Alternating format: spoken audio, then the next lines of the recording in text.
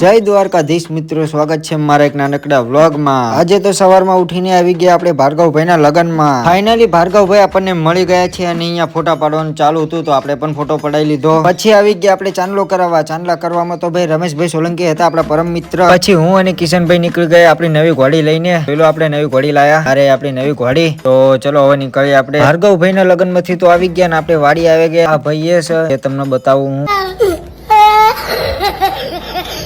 વાડીએથી આપણે આવી ગયા રાત્રે ભાર્ગવભાઈના વરઘોડામાં ફૂલ મોજ હતી ભાઈ। ડીજે હેવી લાવ્યા હતા અને આપડા કમલેશભાઈ કેવું ચાલે? Hi hello. બીજા દિવસે નીકળી ગયા ટાર્જન લઈને અને પહોંચી ગયા ભાર્ગવભાઈની જાનમાં ડિસ્કો કરવા જાનૈયા નહીં, ભાર્ગવભાઈ તો ઢીંગલા મંગાવ્યા હતા કેમ કે જાનૈયા તો બધા જમવા આવે છે।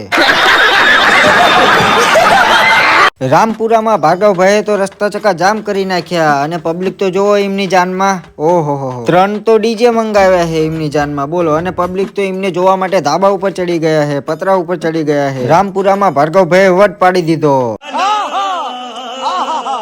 એક બાજુ તડકો એવો પડે અને એક બાજુ પબ્લિક એવું, ભાઈ કંટાળો આવી ગયો। પછી હું અને કિશનભાઈ નીકળી ગયા આપણી ઘોડી લઈને ઘર બાજુ, પણ તમે ફોલો કર્યા વગર ના નીકળતા।